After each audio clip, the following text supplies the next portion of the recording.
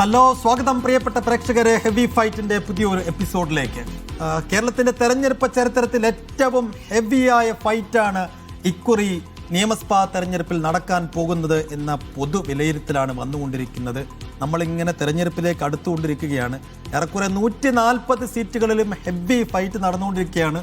അതുകൊണ്ട് എല്ലാ സീറ്റുകളിലെയും നമ്മൾ പോകുന്നില്ല. വളരെ ടൈറ്റ് ഫൈറ്റ് നടക്കുന്ന സീറ്റുകളിലൂടെയുള്ള ഒരു അവലോകന യാത്രയാണ് ഹെവി ഫൈറ്റ്. പല മണ്ഡലങ്ങളിലൂടെ ഞങ്ങൾ പോയി. ഇന്നിപ്പോൾ സാജു ഏത് മണ്ഡലമാണ് നമ്മൾ എടുക്കുന്നത്? ഇന്നലെ നമ്മൾ മധ്യ കേരളത്തിലെ കളമശ്ശേരിയിലായിരുന്നു, മന്ത്രിമണ്ഡലത്തിലായിരുന്നു. ഇന്ന് പാതി മന്ത്രിമണ്ഡലത്തിലാണ്. അതായത് ഇതിന്റെ തുടക്കത്തിൽ മന്ത്രിമണ്ഡലമായിരുന്നു, ഈ സർക്കാരിന്റെ തുടക്കത്തിൽ. പാതി മന്ത്രി എന്ന് പറയുമ്പോൾ തന്നെ പ്രേക്ഷകർക്ക് പിടികിട്ടി കാണും. പാതി മന്ത്രിമാർ വേറെ ഉണ്ടായിരുന്നു കേട്ടോ. അതുകൊണ്ട് കുറച്ച് ബുദ്ധിമുട്ടാണ്. എങ്കിലും നമ്മൾ വടക്കോട്ട് കൃത്യം പിടിച്ചിട്ടുണ്ട്. നമ്മൾ എത്തുന്നത് കോഴിക്കോട് സൗത്ത്, അതായത് പഴയ 1957 മുതൽ 1998 വരെ കോഴിക്കോട് 2 എന്നറിയപ്പെട്ടിരുന്ന മണ്ഡലം മാറി.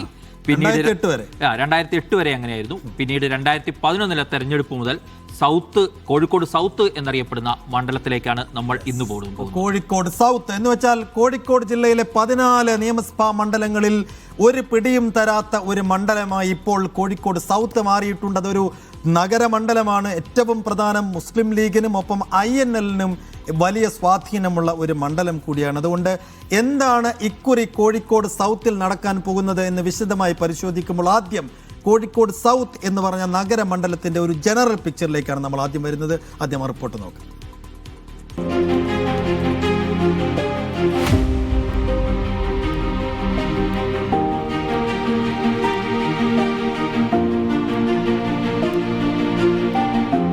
കോഴിക്കോട് സൗത്ത് കോഴിക്കോട് ജില്ലയിലെ 13 മണ്ഡലങ്ങളിൽപ്പെട്ട നഗരമണ്ഡലം. കോഴിക്കോട് നഗരസഭയുടെ 27 വാർഡുകൾ ചേർന്ന അസംബ്ലി സീറ്റ്. 2008 മണ്ഡല പുനർനിർണയത്തിന് മുമ്പ് അറിയപ്പെട്ടിരുന്നത് കോഴിക്കോട് 2 എന്ന പേരിൽ. കോൺഗ്രസ് നേതാവ് P. കുമാരൻ ആദ്യ MLA. മുസ്ലിം ലീഗ് നേതാവും മുൻ മന്ത്രിയുമായിരുന്ന PM അബൂബക്കറിലൂടെ പിന്നീട് മുസ്ലിം ലീഗിന്റെ തട്ടകമായി. INL-നും നിർണായക സ്വാധീനമുള്ള മണ്ഡലത്തിൽ 2006 ലീഗിലെ TPM സാഹിറിനെ തോൽപ്പിച്ച് PMA സലാം INL-ന്റെ ആദ്യ MLA ആയി. കോഴിക്കോട് സൗത്തായി മാറിയ 2011-ലും പിന്നീട് 2016-ലും ഡോക്ടർ MK മുനീർ മണ്ഡലത്തെ പ്രതിനിധീകരിച്ച് നിയമസഭയിലെത്തി.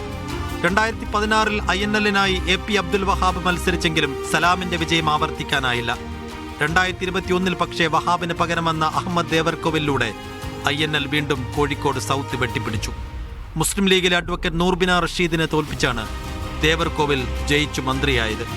ഇനി 2026 മണ്ഡലം തിരിച്ചുപിടിക്കാൻ ലീഗ് ശക്തരായ സ്ഥാനാർത്ഥികളെ സൗത്തിലെത്തിക്കുമെന്ന് സൂചനകൾ. LDF-ൽ നിന്ന് അഹമ്മദ് ദേവർകോവിൽ തന്നെ മത്സരത്തിനിറങ്ങുമ്പോൾ സൗത്തിക്കുറി ആരെ തുണക്കുമെന്നത് പ്രവചനാതീതം. അപ്പോൾ പ്രവചനാതീതമായ 140 മണ്ഡലങ്ങളിലെ അപ്രവചനീയത ബാക്കിയാകുന്ന കളങ്ങളിലേക്ക് നമ്മൾ കോഴിക്കോട് സൗത്തിനെയും പെടുത്തുകയാണ്. കാരണം രൂപീകൃതമായതിനു ശേഷം 2 തവണ അവിടെ ഡോക്ടർ MK മുനീർ എന്ന മുസ്ലിം ലീഗ് നേതാവും മുൻ മന്ത്രിയുമൊക്കെയായ മുനീർ 2 തവണ ജയിച്ചിട്ടുണ്ടെങ്കിൽ കൂടിയും 2021-ലെ ഫലമാണ് കോഴിക്കോട് സൗത്തിന്റെ കളം കുറെ കൂടി അപ്രവചനീയമായ തലത്തിലേക്ക് എത്തിച്ചത്. അപ്പോൾ ഇക്കുറി എന്ത് സംഭവിക്കും എന്നൊരു വിശകലനത്തിലേക്ക് നമ്മൾ എത്തണമെങ്കിൽ 2021-ൽ എന്ത് സംഭവിച്ചു എന്നതിലേക്ക് ഒന്ന് പിറകോട്ട് പോയി വരണം. അപ്പോൾ നമ്മൾ നേരെ പോകുന്നത് 2021-ൽ എന്താണ് കോഴിക്കോട് സൗത്ത് എന്ന മണ്ഡലത്തിൽ സംഭവിച്ചത് എന്നതാണ്. സാജു നോക്കൂ. കോഴിക്കോട് സൗത്തിൽ അന്ന് മുസ്ലിം ലീഗ് സ്ഥാനാർത്ഥിയായി അവതരിപ്പിച്ചത് 25 വർഷത്തിന് ശേഷം മുസ്ലിം ലീഗിന്റെ പട്ടികയിൽ ഒരു വനിത സ്ഥാനാർത്ഥിയായതായിരുന്നു നമ്മൾ കണ്ടത്. അതിനു മുമ്പ് നമുക്ക് ആദ്യം ആ മണ്ഡലത്തിലെ ആകെ വോട്ട് നോക്കാം. 1,57,275 വോട്ടുകളാണ് ഉള്ളത്. അപ്പോൾ നമ്മൾ പറഞ്ഞു വന്നത് നോക്കിക്കഴിഞ്ഞാൽ അന്ന് 25 വർഷത്തിന് ശേഷമായിരുന്നു മുസ്ലിം ലീഗിന്റെ പട്ടികയിൽ സൈഫുദ്ദീൻ ഒരു വനിതാ കാൻഡിഡേറ്റ് ഉണ്ടാകുന്നത് എന്നുള്ളതായിരുന്നു. അങ്ങനെ വന്നതാണ് നൂർബീന റഷീദ് എന്ന കാൻഡിഡേറ്റ്. അതായത് MK മുനീർ അതിന് തൊട്ട് മുമ്പത്തെ 2 തെരഞ്ഞെടുപ്പുകളിലും, അതായത് ആ മണ്ഡലം സൗത്ത് എന്ന പേരിൽ മണ്ഡലം വന്നതിന് ശേഷം അവിടെ ജയിച്ചു വന്നത് MK മുനീർ ആയിരുന്നു. MK മുനീർ കൊടിവള്ളിയിലേക്ക് മാറുമ്പോൾ അവിടെ പകരം മുസ്ലിം ലീഗിനായി തേര് തെളിയിക്കാൻ എത്തിയത് അഡ്വക്കേറ്റ് നൂർബീന റഷീദ് ആയിരുന്നു. അപ്പോൾ നൂർബീന റഷീദിലേക്ക് വരുന്നതിന് മുമ്പ് അവിടെ ജയിച്ച സ്ഥാനാർത്ഥിയുടെ വോട്ട് വീതത്തിലേക്ക് ആദ്യം ഒന്ന് നമുക്ക് വരാം. നോക്കൂ, അഹമ്മദ് ദേവർകോവിലായിരുന്നു അവിടെ 2021-ൽ LDF-ന്റെ സ്ഥാനാർത്ഥി. LDFിലെ സീറ്റ് വിഭജനം അനുസരിച്ച് INL നൽകിയ സീറ്റാണ്. അവിടെ അഹമ്മദ് ദേവർകോവിൽ ആദ്യത്തെ അംഗത്തിനെത്തുന്നു. നേടിയത് 52,557 വോട്ടുകൾ. അതായത് 44% വോട്ട് നേടിക്കൊണ്ടാണ് അഹമ്മദ് ദേവർകോവിൽ സൗത്ത് പിടിച്ചെടുത്തത് എന്ന് നമ്മൾ പറയണം. അതായത് മുൻ തെരഞ്ഞെടുപ്പിലേക്കാൾ 6% വോട്ട് വിഹിതം വർദ്ധിപ്പിച്ചുകൊണ്ടാണ് സൗത്ത് പിടിച്ചെടുക്കുന്നത്. മുസ്ലിം ലീഗിൽ നിന്നും പിടിച്ചെടുക്കുന്നതിലേക്ക് LDFിനെ INL കൊണ്ടുപോയത് എന്നാണ് നമ്മൾ ആ കണക്കുകളിൽ നിന്നും വായിച്ചെടുക്കേണ്ടത്. ഇനി നേരത്തെ സാജു സൂചിപ്പിച്ചതുപോലെ മുസ്ലിം ലീഗ് സ്ഥാനാർത്ഥി അഡ്വക്കേറ്റ് നൂർബിന റഷീദിന് എത്ര വോട്ട് കഴിഞ്ഞ കുറി കിട്ടി എന്ന് പരിശോധിക്കാം. നമുക്ക് 40,098 വോട്ടുകൾ എന്ന് വെച്ചാൽ 33.68% വോട്ട്. കയ്യിലിരുന്ന 9% വോട്ട് നഷ്ടപ്പെടുത്തിക്കൊണ്ടാണ് ആ മണ്ഡലവും നഷ്ടപ്പെടുത്തിയത് എന്ന് പറയേണ്ടിയിരിക്കുന്നു. മുസ്ലിം ലീഗിന്റെ നൂർബിന റഷീദിനെ മുന്നിൽ വെച്ചുള്ള സൗത്തിലെ പരീക്ഷണം അമ്പെ പരാജയപ്പെടുകയും ആ മണ്ഡലം നഷ്ടമാകുന്നതുമാണ് നമ്മൾ കണ്ടത്. എന്തുകൊണ്ട് അത് പരാജയപ്പെട്ടു എന്നതിന്റെയൊക്കെ വിശദാംശങ്ങളിലേക്ക് നമുക്ക് പിന്നീട് വരാം. അവിടെ BJP സ്ഥാനാർത്ഥി മത്സരിച്ചിരുന്നു കോഴിക്കോട് സൗത്തിൽ. BJPയുടെ അവിടുത്തെ ഭാഗതയും വളരെ പ്രധാനമായി പറയേണ്ട ഒരു സംഗതി തന്നെയാണ്. കാരണം കഴിഞ്ഞ കുറേ തെരഞ്ഞെടുപ്പുകളായി BJP അവിടെ വോട്ട് വിഹിതം ഇങ്ങനെ വർദ്ധിപ്പിച്ചുകൊണ്ടിരിക്കുന്നുണ്ട്. കഴിഞ്ഞ തവണ അവിടെ മത്സരിച്ചത് നവ്യ ഹരിദാസ് ആയിരുന്നു.